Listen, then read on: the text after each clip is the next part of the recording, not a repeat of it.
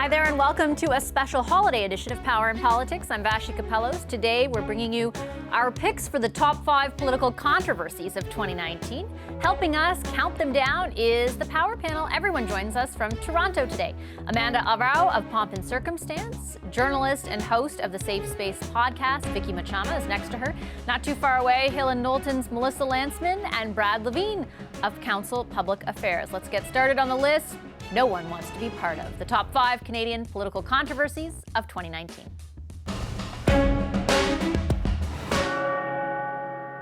I think she has quite good arguments on her side. One, political involvement by comments from Donald Trump. 2, there's an extraterritorial aspect to her case. If I were Prime Minister, I would fire John McCallum. Making a change would not help release those Canadians a day soon. I'll just say my statement speaks for itself, and I'm going back to China tomorrow. The events of the last 72 hours and Ambassador McCallum's comments went way over the line. The central job of an ambassador is to represent accurately the government's position. John didn't do that, and that is why his position was untenable. The best thing that Trump could do would be to say that he's no longer seeking to extradite Meng Wanzhou. Mr. McCallum does not speak in the name of the government of Canada.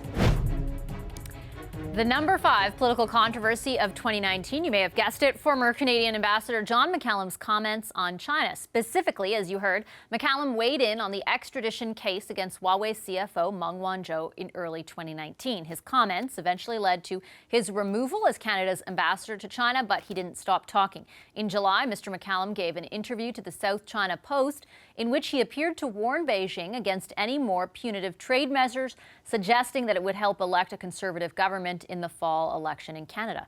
That forced the Trudeau government to disavow those comments. How risky was it for Mr. McCallum to make his initial comment about Meng's extradition case, and why would he have felt at liberty to continue to give interviews regarding Canada's relationship with China months after being removed as ambassador? I'm going to start with Vicky. Vicky, your thoughts on this top 5, number 5. It was a striking departure for the Canadian government to be saying some of the things that Mr. McCallum was saying. But as he's continued to speak, it was become incredibly clear that he wasn't speaking for the Canadian government. He was often speaking for John McCallum. Amanda, what do you think? How troublesome was this for the Liberals when it happened?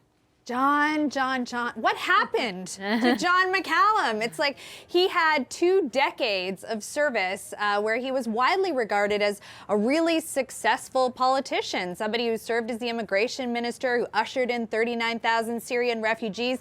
And then he's kind of like, and we all have one, like a family member or a friend who just keeps talking when he shouldn't be talking at all. And it's almost like he got to a point in his career where he was kind of like, well, you know what? I'm just going to say what I want to say. Right. I'm going to say it when I want to say it. Was it troublesome for the Liberal government? Of course it was. This is the biggest diplomatic issue that we were facing this year, and they had to contend with John McCallum's comments on the side. Brad, what do you think? Well, I think that's right. I think it speaks to the challenge that some may have by going from elected official, a politician, to a diplomat. And that, I mean, a member of cabinet shouldn't have been saying those things, but he started those remarks speaking to the Chinese language media in his former riding in Markham, Ontario. So I think that there was an inability for Mr. McCallum maybe to disconnect between his previous job as a constituency MP and a cabinet minister in a government and being a diplomat, especially one with such a complex file as the Canada-China file, and it obviously didn't prove to be a very good mix. It created all the trouble that Amanda suggests for the Trudeau government at the time, and we still have unresolved issues that flow from that. Just passing the 1-year anniversary of the arrest of Meng, we still have 2 Canadians in prison. Not that Mr. McCallum's remarks, I think, didn't help that situation at all, but certainly the challenge between going from an elected politician with one set of a lens at looking at world issues to a diplomat who should be looking at the world lens through a different set of glasses. Melissa, how did you view it? Look, I think Canadians were unclear whether Mr. McCallum was Canada's ambassador to China or whether it was the reverse, whether he was a Chinese ambassador just sitting in China. At first, I thought it might be a trial balloon, but then the comments got so crazy that that it couldn't, that couldn't be it. And I think Amanda's right, that weird uncle that sort of talks out of turn. But what remains clear, and I think Brad touched on this, is that the government still has no idea what to do on the China file, and it hasn't figured out whether China is an ally or an enemy, and it remains to be seen how they handle this relationship next year. Yeah, Vicky, this is not an easy file for this government. It hasn't been an easy file for previous governments either, but especially this one, given Michael Kovrig and Michael Spavor, who of course have been detained for a year. Yeah, it's definitely, I think, a massive challenge to figure out what to do next, and having to, remove John McCallum from the post really put them in the lurch, especially with solving the detention of these gentlemen. It never helps to have an interim ambassador in place when you are in a situation of crisis, especially when two of your citizens are being held. But they have found an ambassador in Dominic Barton, and the real question is whether or not Barton's experience in China will lend itself to resolving some of these tensions. Amanda, last word to you. Well, despite John McCallum's comments, which were completely offside, you have to remember that John McCallum was actually very well liked in China. That doesn't change the fact that the government will find itself in a very difficult position under one of the most sensitive and trying conversations that they're going to have with Canadians, and that is what will happen to these two Michaels in 2020. 4 cents on every dollar that we spend. 23,000 children languishing on a wait list as a result of the previous Liberal administration was unfair, unequitable, and unsustainable, and it was disgusting. We have to find small efficiencies across the board. It's not sustainable. If the solution is to defer and delay these inevitable decisions that must be made, then I think that's an abdication of leadership. At the end of the day, the taxpayers are going to be better off. Day after day, night after night, weekend after weekend, more letters and envelopes and emails and smoke signals come out of there saying that there's cuts to everything. Every mayor I've talked to says, I know there's savings, we just need more time. So we're going to give the mayors more time, we're going to work with them. I just want families out there to know right across Ontario, but particularly in the GTA, but right across Ontario, that we are focused on getting a deal that keeps their family, keeps their kid in class. I just don't have the funds to be able to press that pause button. It's just not possible.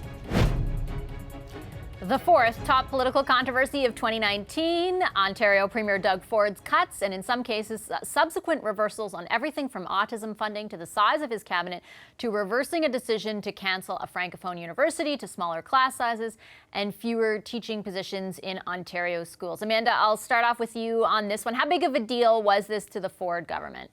It was a huge deal. I mean, the hallmark of a government that is completely out of control, has no idea of what they're doing and no idea of what they stand for, it has to be the Ford government right now over the last year. I mean, you take a government who came in on a wave, a majority, promising savings and then taking a slash to virtually every program that provided a social service and taking an attack on parents became what he really became the laughingstock in Ontario. But what I find really interesting about this story is the fact that it is the result of parents, a public outcry of families on everything from children's aid funding to autism funding to education, which has made this Ford government have to walk back some of these cuts. So while they criticized the former government, the Wynne government, for the programs they had in place, they've now had to walk back their cuts and return to the funding models that they so desperately criticized. I'll get Melissa to respond to that one. Well, one man's walkbacks are another man's investments. And if you're going to have, a challenging first year, which I think inevitably most would agree the Ford government had, it's best that it's done early in the term. And right now, there is an opportunity, and an opportunity that's being seized by the Ford government to play that role in the federation of let's make nice with the federal government because we promised Ontarians with a resounding majority majority that we are going to get things done. We're going to get things built like a subway. We're going to end hallway health care. That's going to take investment from the federal government. And Justin Trudeau needs Doug Ford. Doug Ford needs Justin Trudeau. And there's no better place to be as an Ontario premier than in that position right now. Well, he certainly needed him in the campaign, and it seemed to work for the Prime Minister during the campaign, at least. Brad, what do you think, especially on this idea of the rebrand or the reset and the idea being put forth by the Premier that he can act as a unifier? How does this play out in 2020 from where you sit? Yeah, I mean, it could. I think the challenge that Doug Ford has is that he became leader of the Ontario PC Party quite late in the cycle before the election campaign. He won the majority.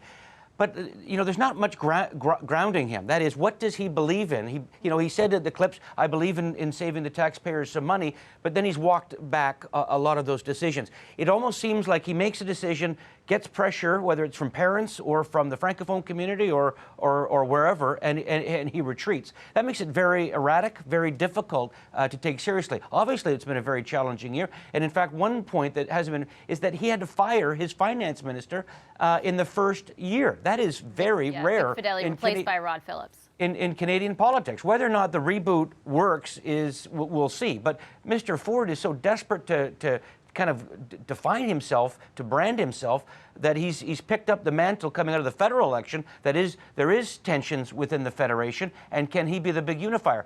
Now, Ontario has a tradition of the premiers playing that unifying role, but nothing suggests that Mr. Ford, as an individual, is well suited for that role. We will see. The Council of the Federation seemed to go very well. Whether that was Mr. Ford's or Premier Mose, who was the chair of the Federation, or Mr. Kenney, who did a lot of the organizing around that, I don't know who should take the credit, but I'm reluctant to give it to Mr. Ford. Whether the rebrand works in 2020, it's far too early to predict. Vicky, what do you think? I mean, I think Doug Ford ran for premier, but he's always only wanted one job, which was mayor of Toronto, and he's as good as that as he was ever going to be a good mayor of Toronto. He's capricious. His whims are never followed. They're not backed by policy.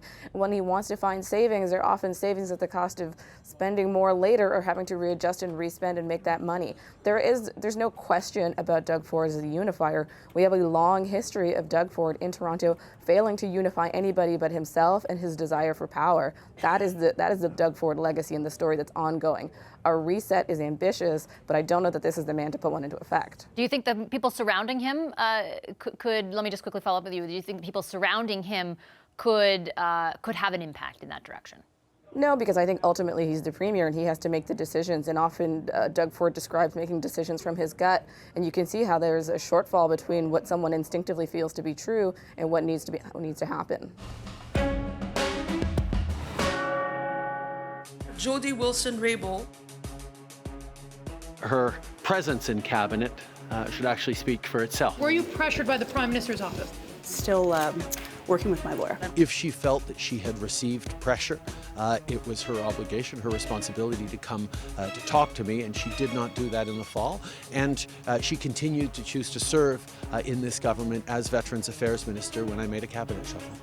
Privilege and confidentiality are not mine to waive, and I hope that I have the opportunity to speak my truth. On January the 7th, 2019, the Prime Minister phoned the Minister of Justice and Attorney General to inform her that he was shuffling cabinet and that she would be part of that shuffle. I received a call from the Prime Minister and was informed I was being shuffled out of my role as Minister of Justice and Attorney General of Canada.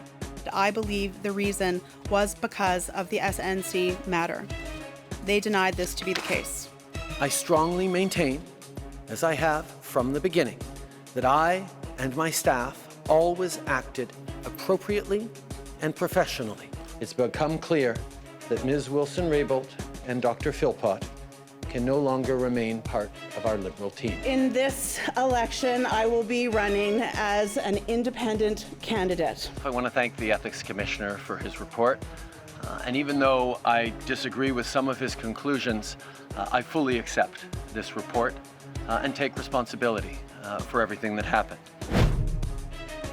The number 3 of our top 5 political controversies is the snc-lavalin affair. snc-lavalin was investigated and charged with bribery back in 2015 in connection with its business dealings in Libya. It had been pushing for a deferred prosecution agreement. That case led to discussions between the Prime Minister's office and the former Attorney General and Minister of Justice, Jody Wilson-Raybould, which in turn, stay with me, led to one of this year's biggest political stories, the shuffling of Wilson-Raybould out of that cabinet role to Veterans Affairs, her subsequent resignation, and then dismissal from the Liberal caucus. That led to an ethics investigation into how it was all handled by Prime Minister Trudeau. The investigation found that he had indeed violated ethics rules. Now, a division of snc-lavalin has pleaded guilty to a charge of fraud over $5,000 and will pay a $280 million fine. Melissa, I'm going to start with you. How big of a deal was this for the federal government, for the Trudeau government? This was like a textbook case of how to do every single thing wrong in issues management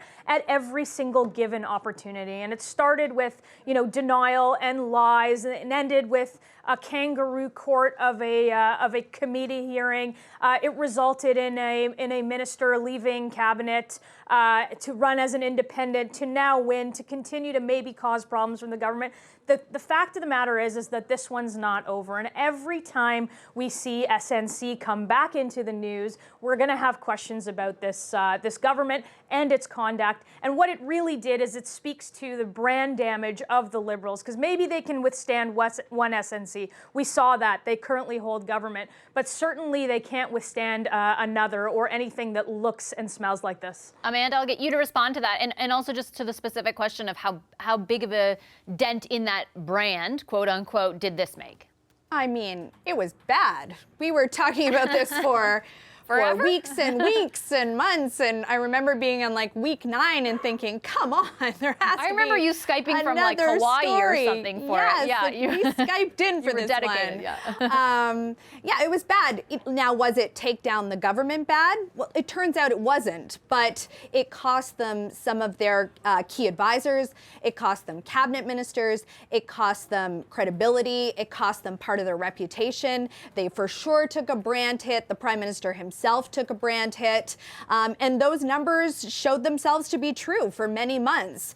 It was remarkable that actually the Liberal government was able to claw its way out of that and present a case to Canadians that they were compelled by and willing to vote for in the election, because as far as controversies go, this one was up there.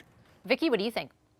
I mean, I think it was controversial, and a lot of it raised some massive and important questions about how the role of Justice Minister functions. What are the players of, what role does the political player class have to do with all of that?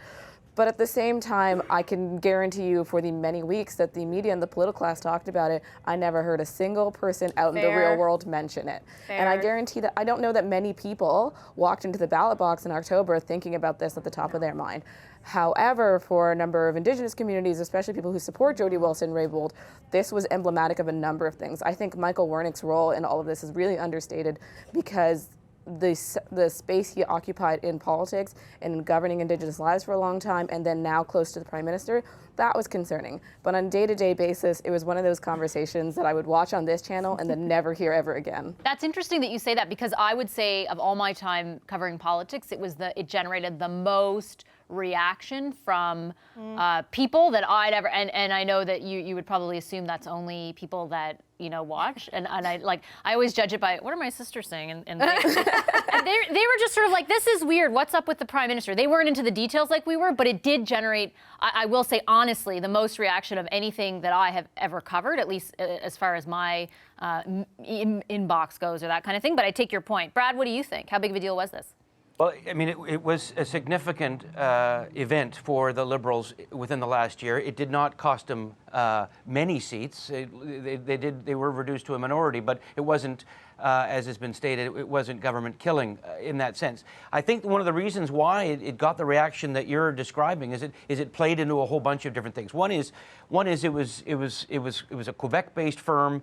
And I think that the reaction in Quebec was different from the reaction what you heard in Western Canada. Whereas in Western Canada, it was, there go the Liberals again looking out for their friends in a Montreal-based even though there's bodies obviously all over the country, but it's a Montreal headquartered entity. So it was good for ratcheting up the old Quebec versus everyone else, or everyone else versus Quebec angle. Obviously, the Prime Minister lost some senior people on a day-to-day basis. That had a monster influence. But I think the other thing that it did to the Liberal Party of Canada is that one of Trudeau's things that he brought into the 2015 campaign was he brought in all these folks who came in from outside of the political establishment. Jody Wilson-Raybould was an example of that. Jane Philpott was a second example of that. And how the old way of doing things and the storylines, how they matched up. I didn't pressure her. There was lots of meetings. We sent in a bunch of folks. We said, do you have everything you need? That was kind of seen as the old Liberal way of quietly placing pressure on a decision maker. And there you had an outsider saying, I don't play that way. I make my own decisions. The decisions have been made. There's nothing more to talk about here. And obviously, those folks left the party. But I think they stand as an example of that whole outsider, like, I want to do things differently, Trudeau, of 2015. I think it really told a lot of people, or reinforced for a lot of people, is he really that different? Are things really changed in Ottawa? And I think Jody Wilson-Raybould showed that actually they're not too much different, even though it didn't kill Trudeau's government entirely in this past election. How many legs would a dog have if you counted the tail as a leg? The answer is just 4. If this bill passes, governments and individual Canadians will be forced to call a tail a leg, nothing more. I'm asking you whether you believe, as leader and as a father and a husband, whether you believe that women have the right to choose. I believe Canadians know that a Conservative government will not reopen this debate. I am personally pro-life, but I've also made the commitment that as leader of this party, it is my responsibility to ensure that we do not reopen this debate. People did not want to talk about women's reproductive rights, and yet that was thrust onto the agenda and hung around Andrew Scheer's neck like a stinking albatross, quite frankly. Andrew has my support 100%. Do you think caucus is sharing that mood? We'll find out when we get there. Do you believe that being gay is a sin? No, look, we made it very clear during the election, in the last few months and years, our party is inclusive. We cannot go in another electoral campaign with Andrew Scheer as our leader. I think he should resign and run again for his job if he's confident that the party membership backs him. I will be resigning as the leader of the Conservative Party of Canada. Coming in at number 2 of our top 5 political controversies, Conservative leader Andrew Scheer's stance on social issues. Let's start with you, Brad. This is quite the tale, I guess. When we initially we're thinking about the ideas, this was prior to Andrew Scheer resigning. He's now resigned. How big of a deal was this? Well, it's a very big deal because it forced the leader of the opposition to resign. He obviously he had a leadership race that was scheduled for April of 2020, and there showed no signs of him doing well in that leadership vote. So stepping down was clearly the only option that he saw for himself. Look, you know that you're in trouble when you've alienated, conservatives who understand and respect full equal rights for the LGBTQ community and women's choice, and when you've got those people upset at you, and you've got the anti-choice and those that don't wish to extend equality rights, both mad at you, which is what Scheer ended up at the end of the campaign doing. He alienated both groups. Political parties are coalitions. It doesn't matter which party we're all describing. They're all coalitions. You got to keep the tent together. Mr. Scheer was unable to keep any aspect of the Conservative coalition together, and he had no ability to articulate his positions. Can you have the positions he had and still keep the Conservative coalition together? Maybe, but his inability to answer those questions adequately, I think, ultimately did him in. Melissa, you wrote a really powerful op-ed prior to Mr. Scheer resigning about this very issue in the Globe and Mail. How much of a vulnerability was it for him during the campaign, and how significant might it be going forward for whomever replaces him? Look, I think, first off, I wouldn't conflate the two issues, in terms of reproductive rights and support for the LGBT community. I think they're very separate. I think the answers on them are very separate, and the issues themselves are, one I think is divisive, and the other one, frankly, is not. And I think that was the problem, is that you answered every single question in a way where Canadians didn't believe you on LGBT rights and protecting them as a prime minister. Look, I've said to a number of friends, it is harder to come out of the closet as gay in this city than it is to come out as an Andrew Scheer supporter. And that says something in terms of where the movement needs to go. But unlike the other controversies here, I think this one presents a world of opportunity. The Conservatives need to have a conversation, me included, about where our party is in 2020, where it is in 2022, in order to grow the tent, be aspirational, have a vision, and while keeping that tent together and respecting some of the views and the values in there. But I think on the LGBT question, it's a non-negotiable for me. Vicky, how significant was this for Andrew Scheer and the Conservatives during the campaign? I mean, I think it was hugely significant in that suggestions that had been made prior to the campaign that the Conservative Party was old and regressive and looked like our neighbors down south. I think some of that landed harder when he had to be more articulate about his positions. And I think during the elections, the Liberals successfully painted him as a specific type of conservative that you already know. And Andrew Scheer never stepped forward to really change the narrative on that or to really have a better answer. But at the same time, I think the question is always like, are we asking for someone to have a better and more eloquent answer on why they don't think women should have certain rights or why they don't believe in LGBTQ rights to a certain extent? I don't want a smarter, better, thoughtful answer. I want a politician who's actually going to take action on those things. And so I think for Andrew Scheer, the articulation lent itself to the argument that he actually wasn't a believer or a supporter. Whether that's true, we still don't really know. But I think, he is where he is now, and he's heading out, and the party's going to have to contend with answering these questions because he's left them with it. Amanda, I remember prior to the election, I think we did a panel in real life, I like to call it, not on TV. And I think you identified this as something that you thought would really, and not just specific to the Conservatives, but you thought the election would be about values of some type. The Liberals wanted it to be about that to a certain degree. Yeah, I mean, I think Melissa paints a pretty shiny picture of what's possible, but I think it's a pretty shiny and an accurate picture. And the reason for that is because I think of all the political controversies we'll discuss today, this one has the biggest political consequence. Because if Andrew Scheer is the lightning rod, or if he's like the tip of the iceberg, what falls under him, the Conservative Party themselves and this wave of social conservatism that fell within it, is really the consequence. Anti-choice groups elected more MPs in the last election than ever before. So we have a huge problem on our hands in terms of women's reproductive rights, who's going to stand for them and who's going to stand against them. And that consequence to me, well, he may be wearing the stinking albatross across its neck, it's now the Conservative Party that wears that albatross. So you don't think that they have an opportunity, as Melissa says, to acknowledge where Mr. Scheer fell short and then pick somebody who can, and like Vicky says, not just adequately answer those questions, but actually stand for something? Like on the choice thing, I mean, I think that lots of people in Canadian society think it's okay to hold the beliefs that you hold, where abortion is concerned. But he was never really that clear about how he would act as prime minister, or to what degree he would do to stop a debate or from emerging on that again. Oh, he was clear as mud. It's the reason why he lost the election in many ways. It's the reason why he lost his job. But my point is, well, there may be an opportunity to now elect someone as a leader who holds views that are more in line, values that are more in line with Canadians writ large. They have a bigger problem in that there are more social conservatives in the mix than ever before, thanks to his views and thanks to the views that he was unable either to defend them or to deny them. So he left the party in a serious lurch. Do you think that's true, Melissa?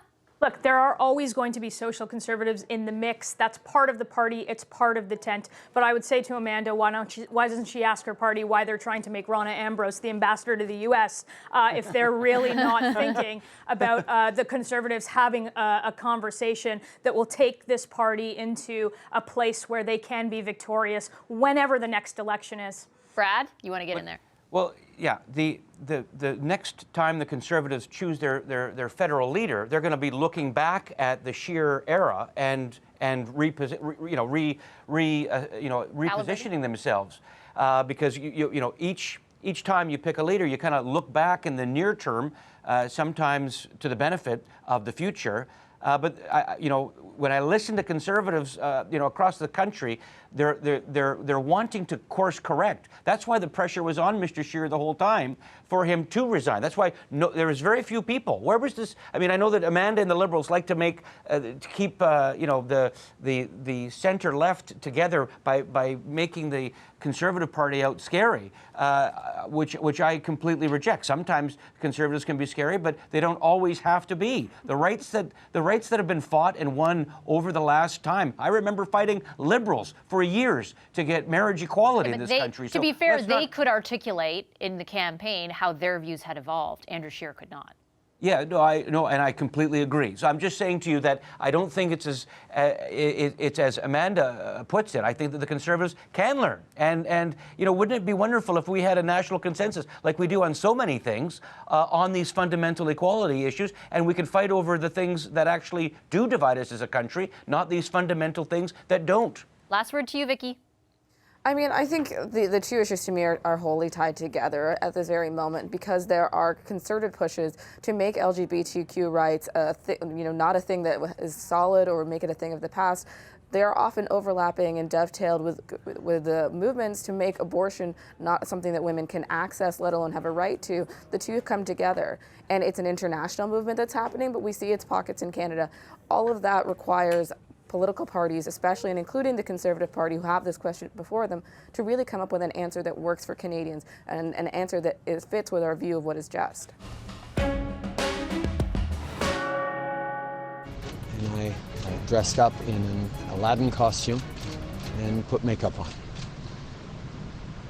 I shouldn't have done that. I should have known better, but I didn't, and I'm really sorry. Is that the only time in your life you've ever done something like that? When I was in high school, I dressed up at a talent show and sang Dale with makeup on. Wearing brown face is an act of open mockery and racism. It was just as racist in 2001 as it is in 2019. I have always acknowledged that I come from a place of privilege, but I now need to acknowledge that comes with a massive blind spot. I'm surprised, and I was more surprised when I saw the number of times. It was a sucker punch. He is trying to blame this on society, that we must learn from this.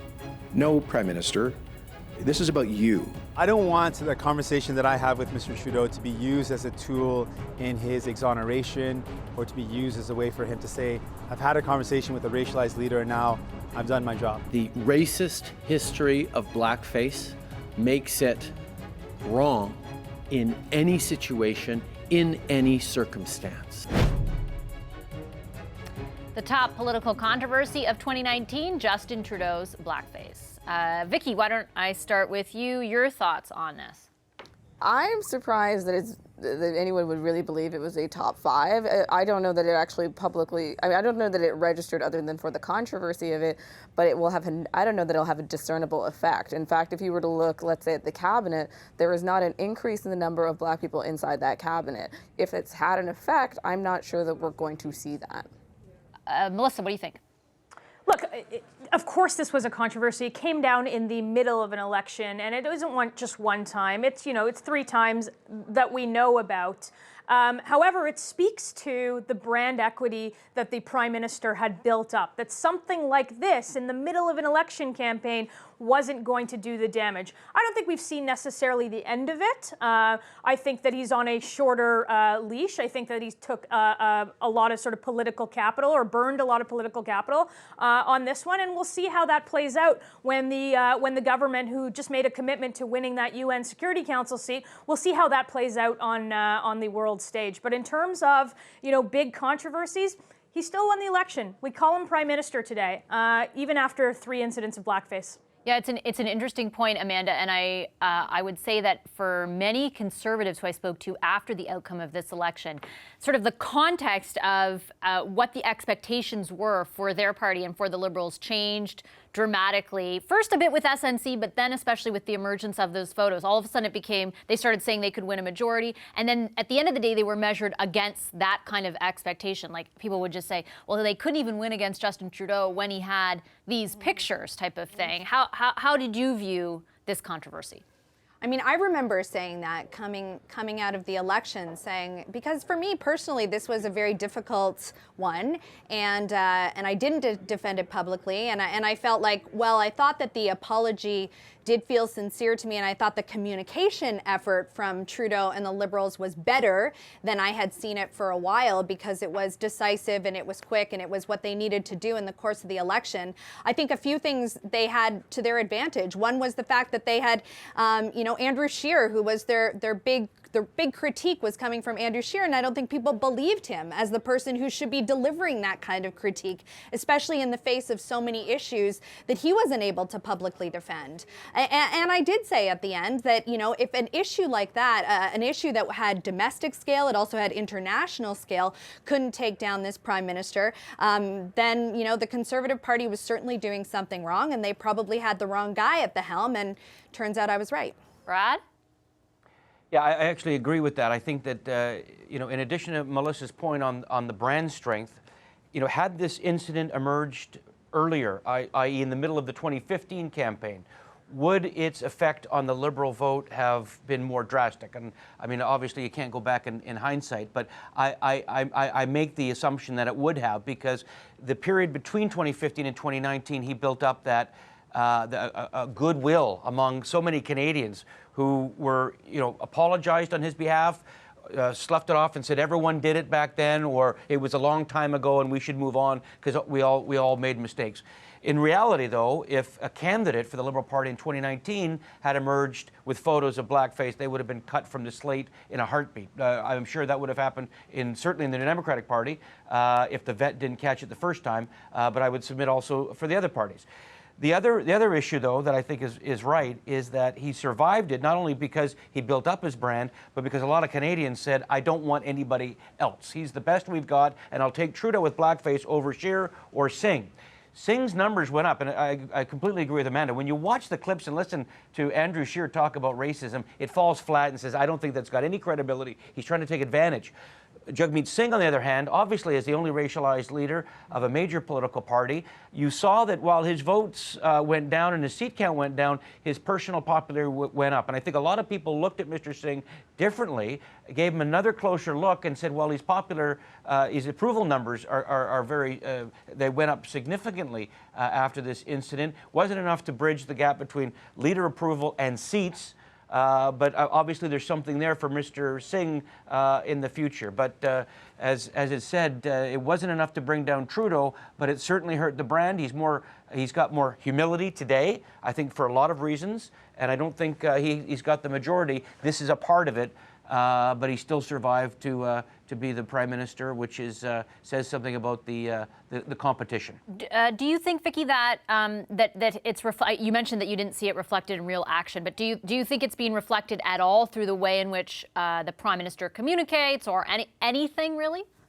Again, no, because we haven't seen, there are no more Black cabinet ministers represented. We haven't seen him take on more issues to do with the Black community, and that's not for a lack of request and for a lack of action required.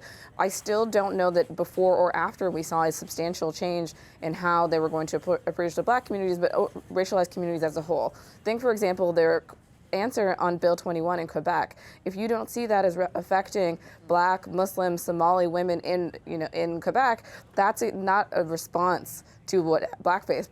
Apologies require actual action taken after the fact, and we're still not seeing that from this government. We're seeing their standard sets of responses, but nothing that suggests that he's going to take extraordinary steps to reconcile with the communities hurt by blackface. Melissa, what do you think?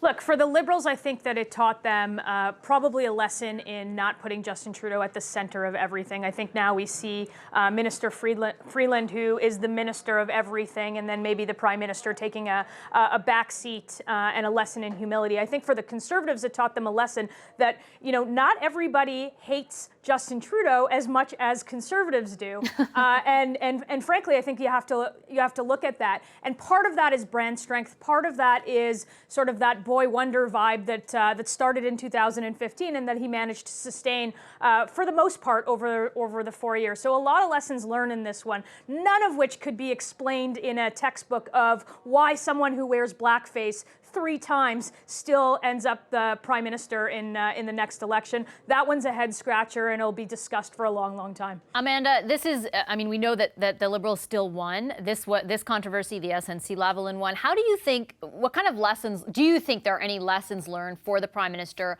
Are you seeing that reflected to any degree, for example, vis-a-vis what both Melissa and Brad have referred to as a bit more humility, the way in which he conducts himself? What do you think about that?